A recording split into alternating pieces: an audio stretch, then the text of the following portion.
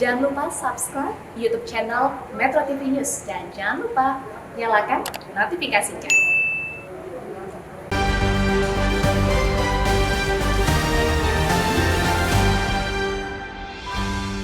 Kerjasama global mengatasi Omikron.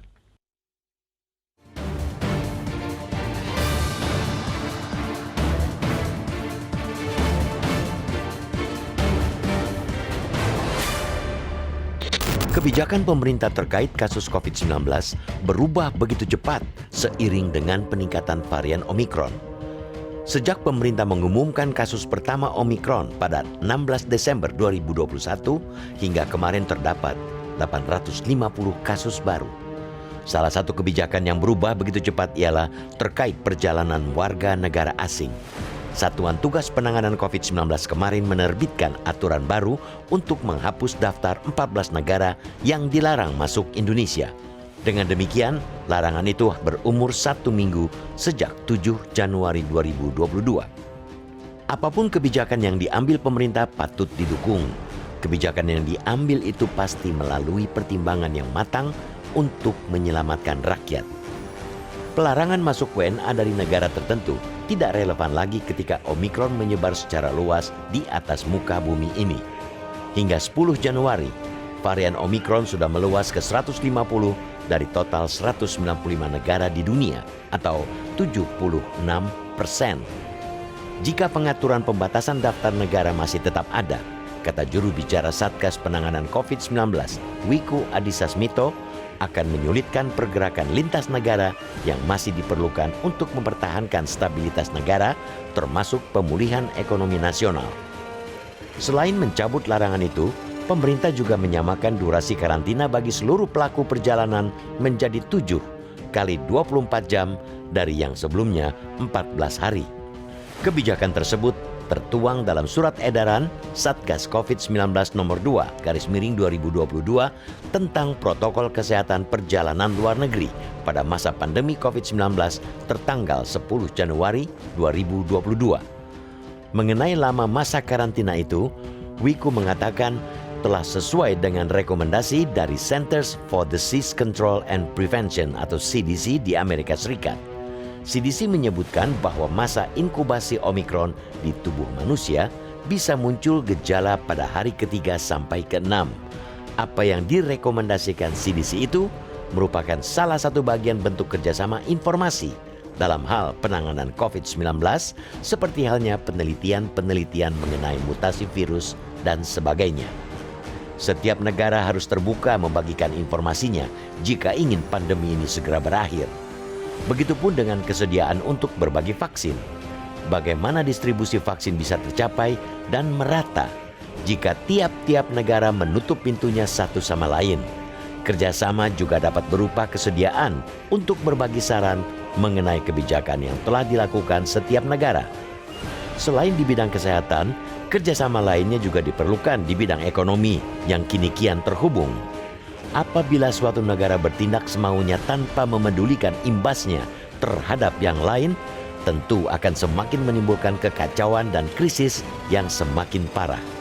Hal krusial lainnya ialah perlunya kesepakatan global mengenai lalu lintas perjalanan.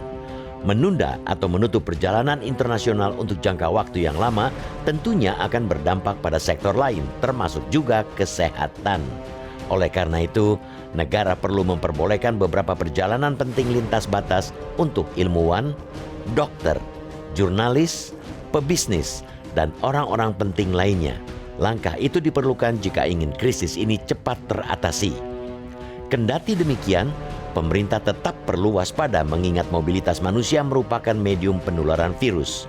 Oleh karena itu, protokol kesehatan dan berbagai kebijakan yang telah dibuat harus dilaksanakan dan dipatuhi sungguh-sungguh. Jangan ada diskriminasi dalam hal kewajiban untuk melakukan karantina, baik bagi WNA maupun WNI yang datang dari luar negeri.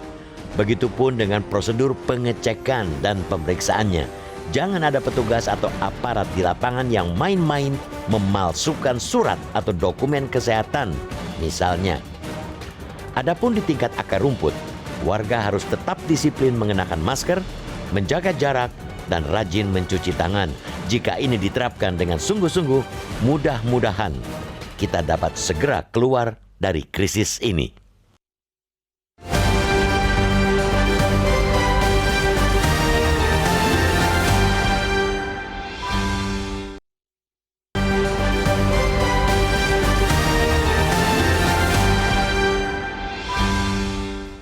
Selamat pagi pemirsa, kebijakan pemerintah terkait dengan kasus COVID-19 berubah begitu cepat seiring dengan peningkatan varian Omikron. Sejak pemerintah mengumumkan kasus pertama Omikron pada 16 Desember 2021, hingga kemarin terdapat 850 kasus baru. Apapun kebijakan yang diambil oleh pemerintah patut didukung. Kebijakan yang diambil itu pasti melalui pertimbangan yang matang untuk menyelamatkan rakyat. Pemirsa, inilah editorial Media Indonesia edisi Sabtu dengan tema kerjasama global mengatasi Omikron. Editorial Media Indonesia juga dapat Anda simak di MG Radio Network di frekuensi 94,7 FM di kawasan Jakarta dan sekitarnya. Para pendengar juga bisa turut berpartisipasi dan berinteraktif dalam editorial Media Indonesia pada hari ini. Sampaikan pendapat Anda dengan berpartisipasi melalui telepon interaktif di nomor telepon 021 583 9900. Setelah hadir bersama saya di studio, ada anggota Dewan Redaksi Media Group, Nunung Setiani. Mbak Nunung, selamat pagi Mbak Nunung, apa kabar? Selamat pagi Egan, apa kabar? Baik. Mbak Nunung, sebelum kita berbicara lebih jauh mengenai kerjasama Sebelum kita berbicara global, lebih jauh, boleh tidak? 850 itu total penambahan kasus kemarin ya. Oh, kasus kemarin ya Mbak ya? Kasus Baik. nasional. Sementara kalau kasus Omikronnya itu per 12 Januari 570. Iya, tapi 850 itu berarti ada kecenderungan meningkat terus ya? Naik. Kalau kita Mbak Nunung, lihat pada tanggal akhir Desember ya, 31 Desember itu 180. Oke, sekarang sudah 850. Berarti memang kerjasama global urgensinya sangat tinggi begitu ya. Mbak Nunung ya, baik. Mbak Nunung berkaitan dengan hal itu juga karena kemudian varian Omikron ini membuat peningkatan kasus begitu naik dengan signifikan begitu ya. Ini tentunya peran daerah sangat penting. Nah, ini juga berkaitan dengan informasi utama kita di harian Media Indonesia pada hari ini, di mana kemudian daerah terus memberikan vaksin booster. Seberapa penting Mbak kemudian peran daerah ini turut berpartisipasi supaya kemudian bisa turut bersama-sama berperan aktif untuk mencegah supaya varian Omikron ini mendatangkan peningkatan kasus yang semakin meningkat. Doa kita sih nggak akan bisa sampai bulan Juli yang tahun lalu ya Mbak ya, tapi bagaimana Mbak ini? Iya, untuk kasus COVID ini pada umumnya ya, kerjasama global seperti disebutkan oleh editorial Media Indonesia ini memang perlu dilakukan. Sebenarnya bukan cuma kerjasama global, Egan. Kerjasama antar kita sesama masyarakat, juga kerjasama di antara kepala daerah-daerah di Indonesia itu juga penting gitu kan.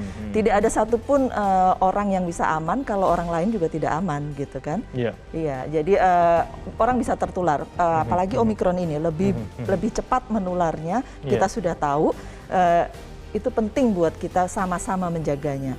Booster terutama. Egan sudah dapat tiket booster kan? Sudah ada. Di Peduli Lindungi? Ya, betul. Mungkin juga masyarakat perlu tahu bahwa mereka juga perlu lebih aktif ya Mbak ya, tidak perlu menunggu begitu ya. Mungkin Bapak dan Ibu, bagi Anda yang mendengarkan dan juga menonton, bisa mengecek sendiri di aplikasi Peduli Lindungi, jangan-jangan sudah ada tiket ketiga.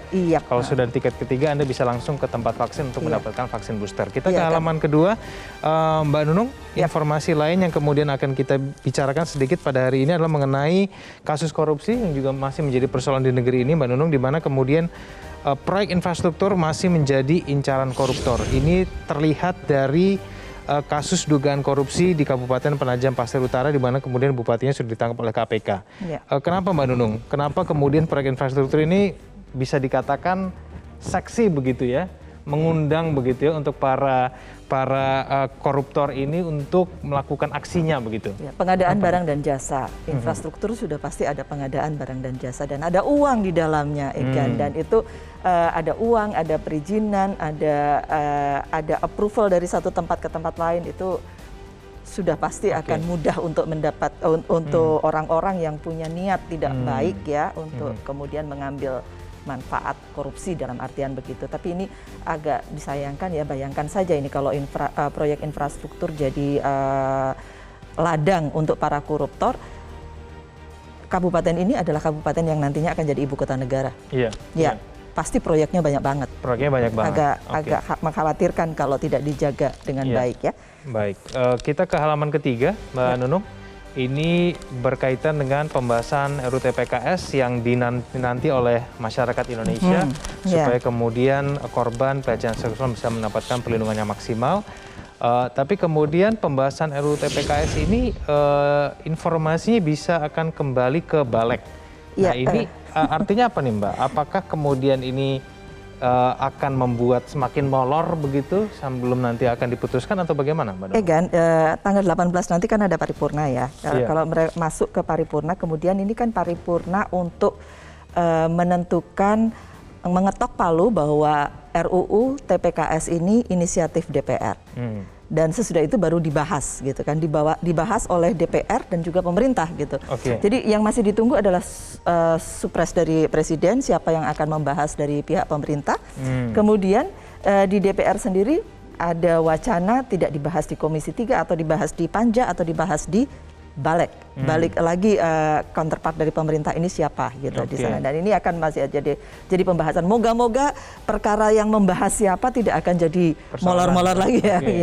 Yang penting cepat, maksimal dan betul-betul bisa memberikan perlindungan kepada korban pelecehan seksual begitu ya, Mbak Nunung ya.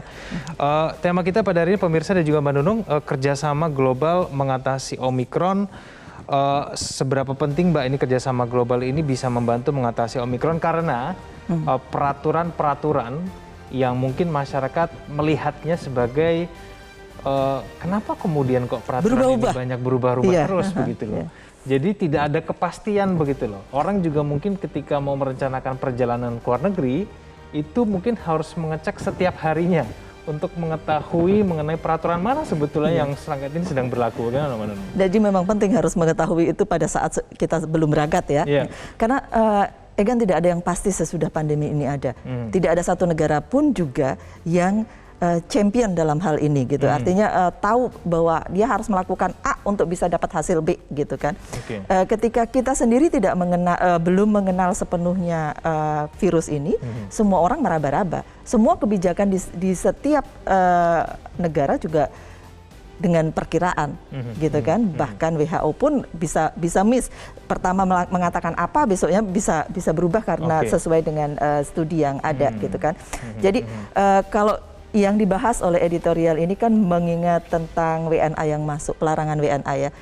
Jangan lupa bahwa pelarangan WNA itu dimulai WNA dari 11 negara ya. Pertamanya itu dimulai pada November 29 November 2021 lalu ketika kasus Omikron ada di beberapa negara. Dan kemudian naik lagi ke 14 dan kemudian sekarang sudah 150 negara yang terdeteksi Omikron. Dan jangan lupa bahwa kita sendiri punya transmisi lokal gitu. Jadi aturannya udah nggak relevan. Iya, aturannya memang tidak relevan sesungguhnya. Yang penting buat kita semua tentu adalah bagaimana menjaga supaya karantina dipatuhi, disiplin dipatuhi, tidak ada yang kemudian jebol sana jebol sini. Itu penting sekali saya rasa. Baik. Mbak Nunung, kita akan ikuti dulu paket informasi berikut ini. Pemirsa, inilah editorial Media Indonesia kerjasama global mengatasi Omikron. Kebijakan pemerintah terkait kasus COVID-19 berubah begitu cepat seiring dengan peningkatan varian Omikron. Sejak pemerintah mengumumkan kasus pertama Omikron pada 16 Desember 2021 hingga kemarin terdapat 850 kasus baru. Salah satu kebijakan yang berubah begitu cepat ialah terkait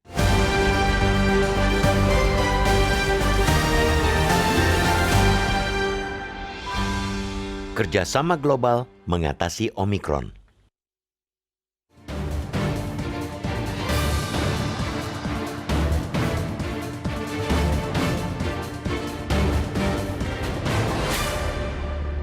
Kebijakan pemerintah terkait kasus COVID-19 berubah begitu cepat seiring dengan peningkatan varian Omikron. Sejak pemerintah mengumumkan kasus pertama Omikron pada 16 Desember 2021 hingga kemarin terdapat 850 kasus baru. Salah satu kebijakan yang berubah begitu cepat ialah terkait perjalanan warga negara asing. Satuan Tugas Penanganan COVID-19 kemarin menerbitkan aturan baru untuk menghapus daftar 14 negara yang dilarang masuk Indonesia. Dengan demikian, larangan itu berumur 1 minggu sejak 7 Januari 2022. Apapun kebijakan yang diambil pemerintah patut didukung. Kebijakan yang diambil itu pasti melalui pertimbangan yang matang untuk menyelamatkan rakyat. Pelarangan masuk WNA dari negara tertentu tidak relevan lagi ketika Omikron menyebar secara luas di atas muka bumi ini. Hingga 10 Januari, varian Omikron sudah meluas ke 150 dari total 195 negara di dunia atau 76%. Jika pengaturan pembatasan daftar negara masih tetap ada, kata juru bicara Satgas Penanganan COVID-19, Wiku Adhisa Smito, akan menyulitkan pergerakan lintas negara yang masih diperlukan untuk mempertahankan stabilitas negara, termasuk pemulihan ekonomi nasional. Selain mencabut larangan itu, pemerintah juga menyamakan durasi karantina bagi seluruh pelaku perjalanan menjadi 7 kali 24 jam dari yang sebelumnya 14 hari. Kebijakan tersebut tertuang dalam surat edaran Satgas COVID-19 nomor 2/2022 tentang protokol kesehatan perjalanan luar negeri pada masa pandemi COVID-19 tertanggal 10 Januari 2022.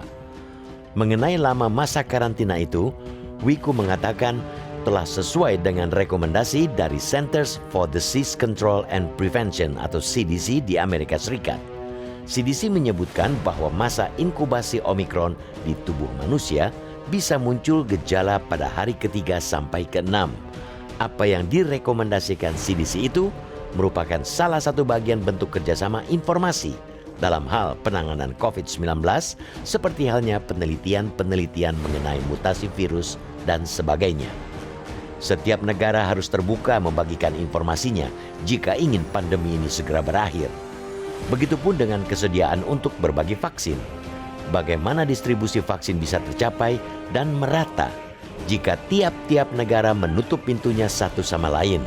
Kerjasama juga dapat berupa kesediaan untuk berbagi saran mengenai kebijakan yang telah dilakukan setiap negara.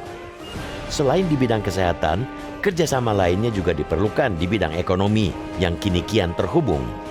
Apabila suatu negara bertindak semaunya tanpa memedulikan imbasnya terhadap yang lain, tentu akan semakin menimbulkan kekacauan dan krisis yang semakin parah. Hal krusial lainnya ialah perlunya kesepakatan global mengenai lalu lintas perjalanan. Menunda atau menutup perjalanan internasional untuk jangka waktu yang lama tentunya akan berdampak pada sektor lain, termasuk juga kesehatan.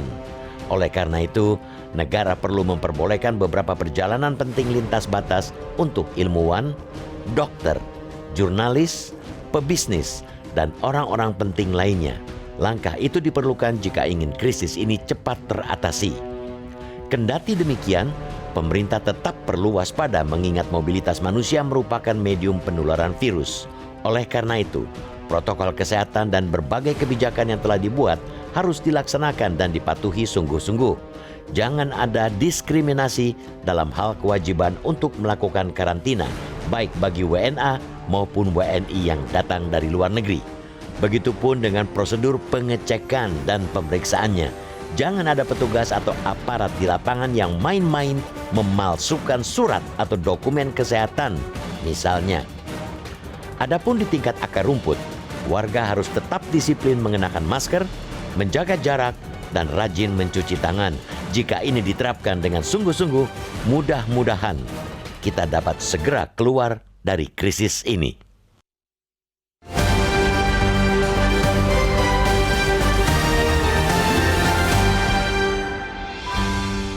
Sampaikan pendapat Anda bisa kontak kami di nomor telepon 021 583 9900. Kami akan kembali usai jeda berikut ini.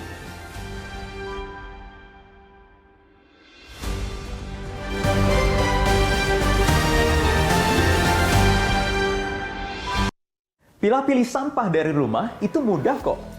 Kita bisa mulai menyiapkan wadah yang berbeda untuk memisahkan.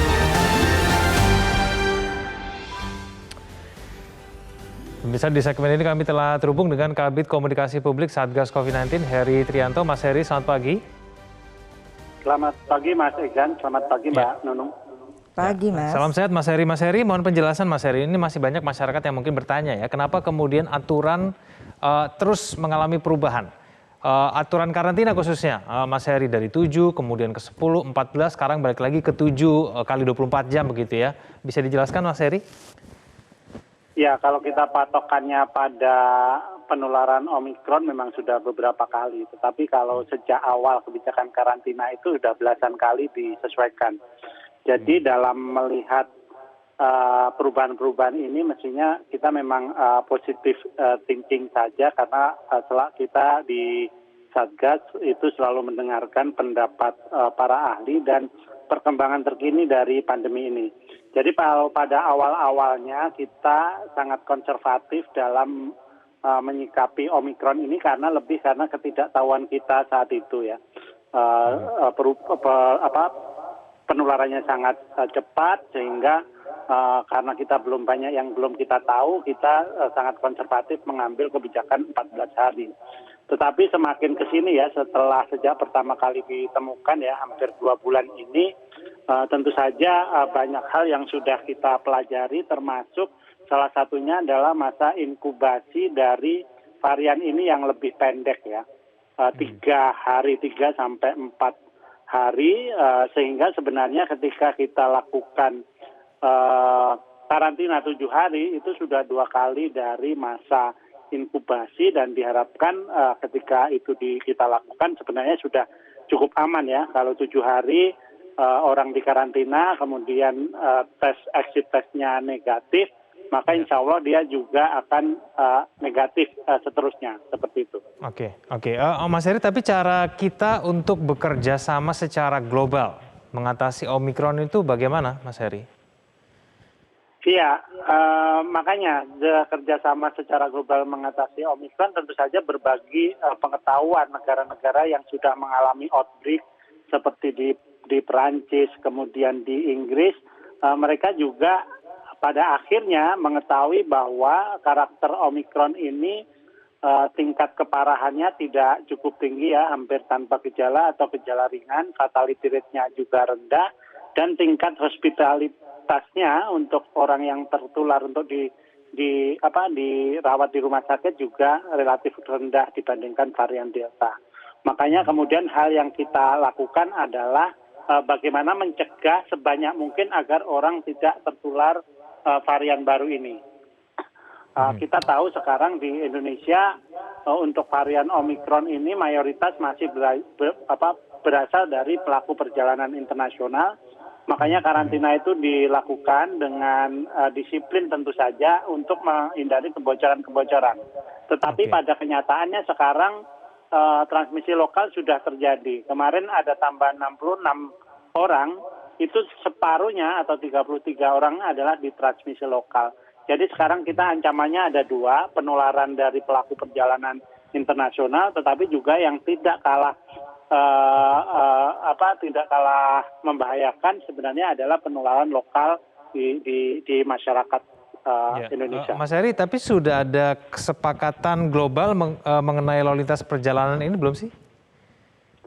Kalau kesepakatan global tentu saja masing-masing dari adjustment masing-masing negara, tetapi memang selalu ada concern dari Kementerian Luar Negeri untuk kita melakukan ban ya, tidak boleh mengeban satu negara tertentu karena terkait dengan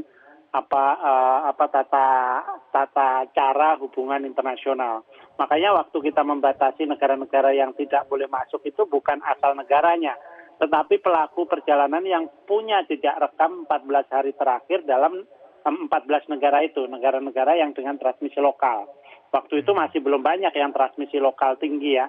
Waktu itu di atas 10.000 patokannya. Tapi rata-rata sekarang kan sudah 150 negara, hampir seluruh negara anggota WHO sudah melaporkan terjadinya penularan di negara masing-masing.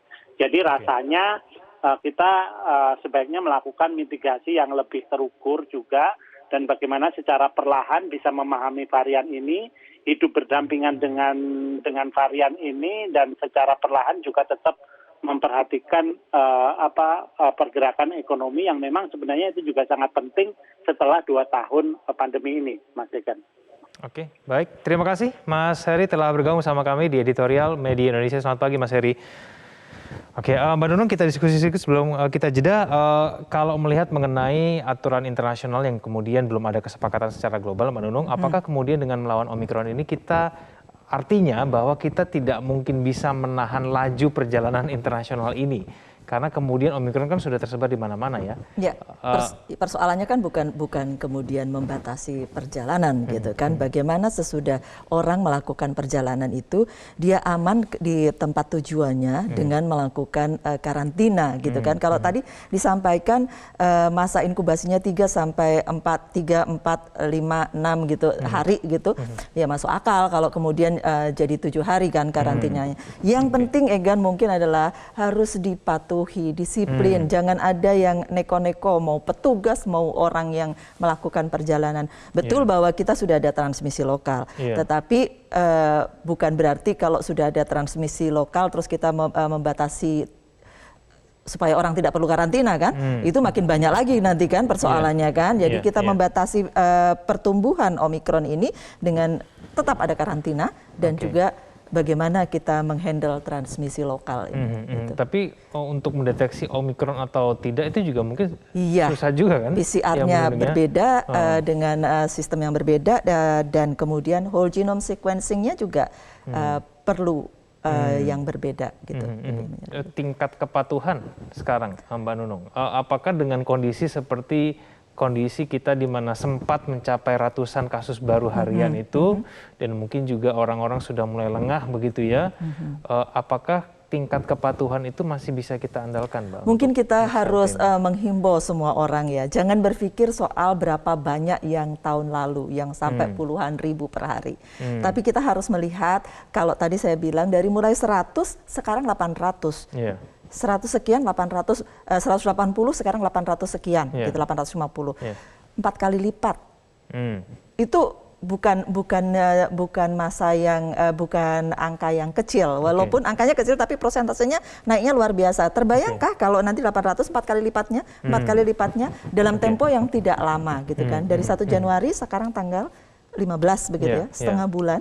Sudah 4 kali lipat, kemudian 4 kali lipat, bisa dibayangkan. Jadi kita mungkin harus mengatakan, ayolah kita sama-sama jaga sebelum terlanjur makin banyak lagi. Jangan sampai prediksi puncak 20.000 per hari itu kejadian.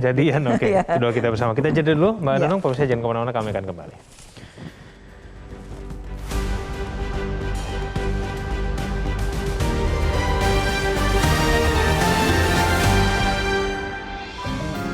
Media Indonesia mengajak Anda untuk mengakses fitur premium e-paper.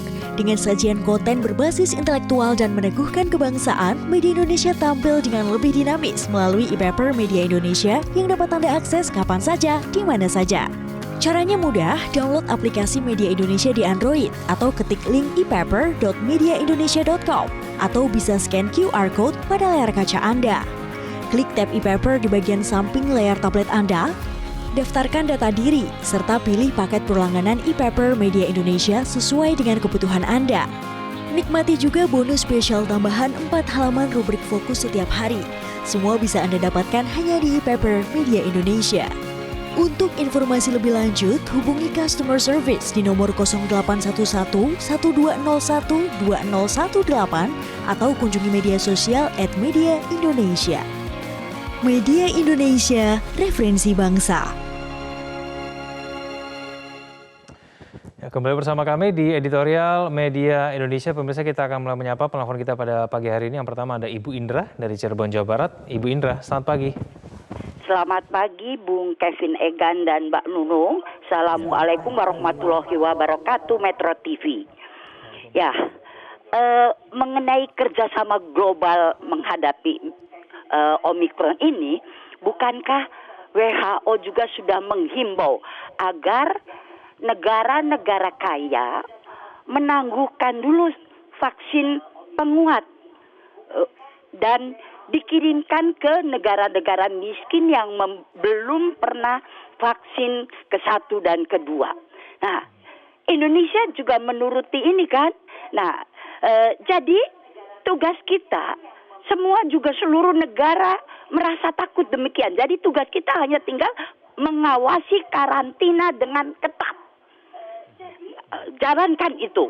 andai ada yang lolos dari karantina, tentunya ini tanggung jawab dari pemerintah daerah. Nah, di daerah ini pejabat dan petugas yang berwenang tetap melaksanakan 3T. Telusur, ya, amati, kemudian menyediakan fasilitas juga untuk menangani misalnya isolasi dan vaksinasi harus segera dilakukan dengan secepatnya. Memang Omikron itu juga vaksin yang sulit dimengerti. Jadi peraturannya juga kadang membuat masyarakat bingung. Ini mana yang mesti dipakai? Nah, dari pemerintah dikatakan yang pernah Sinovac, boosternya adalah Astra atau Pfizer itu. Kemudian yang pernah Astra, boosternya Moderna. Dan jadi kelihatan sekali harus ada petugas kesehatan yang benar-benar profesional bisa mengawasi ini semua. Nah, mengenai agak longgarnya mungkin masuknya warga negara asing ini karena adanya event di Mandalika itu. Jadi mudah-mudahan itu juga pemerintah sudah mengaturnya dengan sebaik-baiknya karena di negara lain juga sudah ada pil antivirus yang digunakan untuk menghadapi virus ini. Oke, baik. Terima kasih Ibu Indra. Di belakangnya ada Pak John Veto dari Batam. Pak John, selamat pagi. Selamat pagi Mas Kevin, selamat pagi Mbak Nunung ya. Ya, pagi Pak John, silakan. Biasa. Saya apresiasi dulu Metro ini ya, Metro TV ini sangat konsen dan sangat peduli dengan wabah yang bendera negara kita ini. Jadi begini, kerjasama global mengatasi Omikron ini sebenarnya kan udah terlaksana, cuma tidak efisien. Contoh, Presiden kita pernah bicara di forum internasional. Negara Afrika itu kan boleh katakan capaian vaksinnya ada baru yang 10%, ada yang di bawah 10%. Jadi ini yang sangat yang sangat riskan karena itu negara boleh kategorikan negara miskin. Jadi himbauan pemerintah kita, Presiden Jokowi di G20 juga itu disampaikan. Tergantung sekarang nih, betul kata Mbak Nunung tadi. Sekarang 850, dalam berapa hari aja dia melonjak begitu-begitu. Kalau sempat kita 850 nih dalam seminggu ke depan dia bisa berkali-kali lipat, itu kan sangat ngeri. Memang ada kita agak terobat juga hati, masa inkubasinya 3 hari, 6 hari. Apakah ini betul? Nah, contoh kayak kami di KEPI sekarang kan agak was-was juga nih Mbak Nunung. Karena PMI yang dari Malaysia, Singapura kan sudah mulai pulang. Kan? Jadi ini harus pemerintah memang, tapi syukur alhamdulillah ya di Batam, wali kotanya, dan begitu juga bupati-bupati di KEPRI ini cukup semangat betul kan. Oke, baik, terima kasih Pak John, dan sebelumnya tadi ada Ibu Indra. Mbak Nunung, kita diskusi sedikit. Kalau misalnya memang berkaitan dengan ketegasan pemerintah begitu ya, untuk betul-betul memastikan mengawasi proses karantina yang begitu banyak kasus begitu ya sebelumnya ya. Ini apa kemudian Mbak yang harus dilakukan lebih baik lagi nanti ke depannya? Disiplin. Sudah pasti tidak ada pilihan lain selain disiplin, saya rasa ya Ikan ya. Disiplin dari petugasnya, disiplin dari orang-orang yang melakukan perjalanan, dan disiplin dari kita semua yang ada di yang hidup sehari-hari di masyarakat. Walaupun kita tidak melakukan perjalanan kemana-mana, tetapi karena sudah ada transmisi lokal, kita harus waspada menurut saya. Tapi jangan membebani lebih banyak. Menganggap Omikron ini tidak separah Delta begitu Mbak? Nah, betul, tetapi tetap harus ada obatnya. Obatnya sudah ada atau belum? Ada, Egan. Ya, pemerintah mendatangkan obat juga. Kemudian kita kan ada kerjasama internasional seperti tadi Pak John Veto, Ibu Indra katakan, kan ada COVAX juga menambahkan vaksin yang masuk ke kita. Itu cukup baik. Jadi kita kerjasama internasional seperti tadi saya bilang, tidak ada yang bisa aman selagi kita belum aman semuanya. Oke, Mbak Nunung, terima kasih telah hadir sama kami pada pagi hari ini. Selamat pagi. Pemirsa, jangan ada diskriminasi dalam hal kewajiban untuk melakukan karantina, baik bagi WNA maupun WNI yang datang dari luar negeri, begitupun dengan prosedur pengecekan dan pemeriksaannya. Jangan ada petugas atau aparat di lapangan yang main-main memasukkan surat atau dokumen kesehatan. Warga juga harus tetap disiplin mengenakan masker, menjaga jarak, dan rajin mencuci tangan. Jika ini diterapkan dengan sungguh-sungguh, mudah-mudahan kita dapat segera keluar dari krisis ini. Terima kasih Anda telah menyaksikan editorial Media Indonesia. Selamat pagi. Metro TV